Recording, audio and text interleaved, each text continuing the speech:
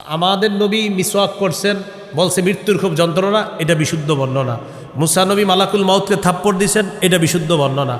মালাকুল মাউত গ্রাম্য ব্যক্তির রূপ ধারণ করছে, নবীর সামনে আসছে, এটা জাল বর্ণনা। ফাতেমা রাদিয়াল্লাহু তাআলা আনহাকে কবরে রাইখা আবু যর গিফারি কথা বলছে, এটা ভিত্তিহীন বর্ণনা। তাহলে ভিত্তিহীনগুলো আমরা ফেলে দিব, সঠিকগুলো আমরা গ্রহণ করব। আর ফাতেমা রাদিয়াল্লাহু তাআলা আনহার ইন্তেকালের ব্যাপারে সঠিক বর্ণনা আছে বুখারীতে। তিনি ইন্তেকাল করলেন, তার স্বামী হযরত আলী জানাজা পড়াইছে, তার স্বামী হযরত আলী দাফন করছে। এত সুন্দর ঘটনা থাকতে কেন আরেকটা আমরা বানায় বলতে হবে বলেন? এখানে একটা লক্ষণীয় বিষয়, আমি নবীজির মৃত্যুর যে ঘটনাটা শোনাইলাম আপনাদেরকে, এটা বুখারীর বর্ণনা।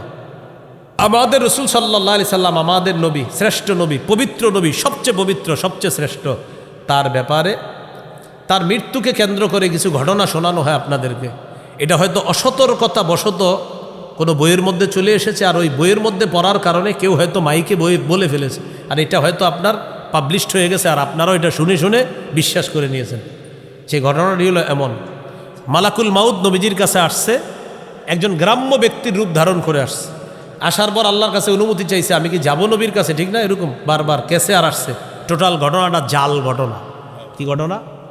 হ্যাঁ, জাল বর্ণনা। এটা আমি জানি, শুনছেন আপনারা, চোখের পানিও ফেলেছেন। বলেন আব্দুল মুনঈম, বলেন আব্দুল মুনঈম ইবনে ইদ্রিস নামক জনৈক ব্যক্তি এই জাল বর্ণনাটি দুনিয়াতে ছড়িয়ে দিয়েছে। আব্দুল মুনঈম ইবনে ইদ্রিস নামক এক ব্যক্তি এই জাল ঘটনাটা দুনিয়াতে ছড়াইছে। আস্তে আস্তে হয়তো আমাদের বাংলাদেশের কোনো বাংলা বইয়ে চলে আসছে।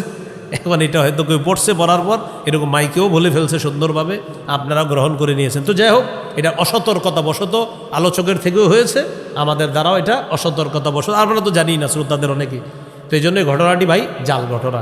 মালাকুল মাউত আইসা এরকম গ্রাম্য ব্যক্তি রূপ ধারণ করছে, নবীর কাছে অনুমতি চাওয়া, আল্লাহর কাছে যাওয়া, এটা পুরাটা জাল ঘটনা। আরেকটা বিশুদ্ধ ঘটনা, সেটা শুনছেন আপনারা, সেটা হলো মুসা নবী মালাকুল মাউতকে থাপ্পড় দিস, শুনছেন না? হ্যাঁ, এটা বুখারীর বর্ণনা, এটা সঠিক ঘটনা। আবার এগুলাকে কেন্দ্র করে আরেকটা ভিত্তিহীন ঘটনা শুনছেন, দেখছেন? মানে ওই সঠিকটা বলতে গিয়ে আবার ভিত্তিহীন বলে ফেলে একটা। সেটা কি? ফাতেমা রাদিয়াল্লাহু তাআলা করার পর তাকে কবরে রাখছে। রাখার পর আবু যর গিফারি কবরকে লক্ষ্য করে বলছে, কবর জানো তোমার মাঝে কাকে রেখে গেলাম? কবর, এই দেখছেন, ওনারাও জানে, এটা মুখস্থ বলে ফেলতেছে।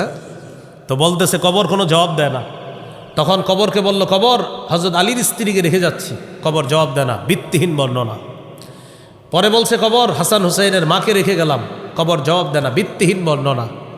পরে বলছে, কবর মুহাম্মদ সাল্লাল্লাহু আলাইহি সাল্লামের কন্যাকে রেখে গেলাম। কবর জবাব দিছে। তারপরে কি জবাব দিছে? ওই যাই হোক, লম্বা হিস্টোরি, আমার তো এটা বলাই দরকার নেই, আর কি কমু, পুরাটা ভিত্তিহীন বর্ণনা।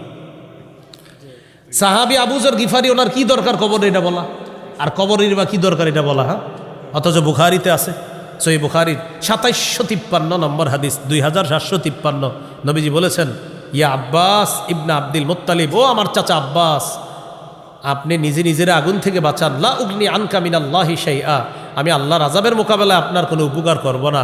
ইয়া সফিয়া আম্মাতা রাসূলিল্লাহি সাল্লাল্লাহু আলাইহি সাল্লাম, ও আমার ফুফু সফিয়া, আপনি নিজের আগুন থেকে বাঁচান, আমি কিন্তু লা উগনি আনকি মিনাল্লাহি শাইআ, আযাবের মোকাবেলায় আপনার কোনো উপকার করব না। সর্বশেষ বলছে, ইয়া ফাতিমা বিনতা মুহাম্মাদিন সাল্লাল্লাহু আলাইহি সাল্লাম, ও মুহাম্মদ সাল্লাল্লাহু আলাইহি সাল্লামের কন্যা ফাতেমা, আগুন থেকে বাঁচাও। লা উগনি আনকি মিনাল্লাহি শাইআ, আল্লাহর আযাবের মোকাবেলায় আমি তোমার কোনো উপকার করব না। এটা নবী অত সুন্দর করে বলে গিয়েছেন, তো কবরে এই কথা বলা কি দরকার সাহাবীর? তাহলে এটা কি বর্ণনা? ভিত্তিহীন। তো আমাদের নবী মিসওয়াক করছেন, বলছে মৃত্যুর খুব যন্ত্রণা, এটা বিশুদ্ধ বর্ণনা। মুসা নবী মালাকুল মাউতকে থাপ্পড় দিয়েছেন, এটা বিশুদ্ধ বর্ণনা। মালাকুল মাউত গ্রাম্য ব্যক্তির রূপ ধারণ করছে, নবীর সামনে আসছে, এটা জাল বর্ণনা। ফাতেমা রাদিয়াল্লাহু তাআলা আনহাকে কবরে রাইখা আবু যর গিফারি কথা বলছে, এটা ভিত্তিহীন বর্ণনা।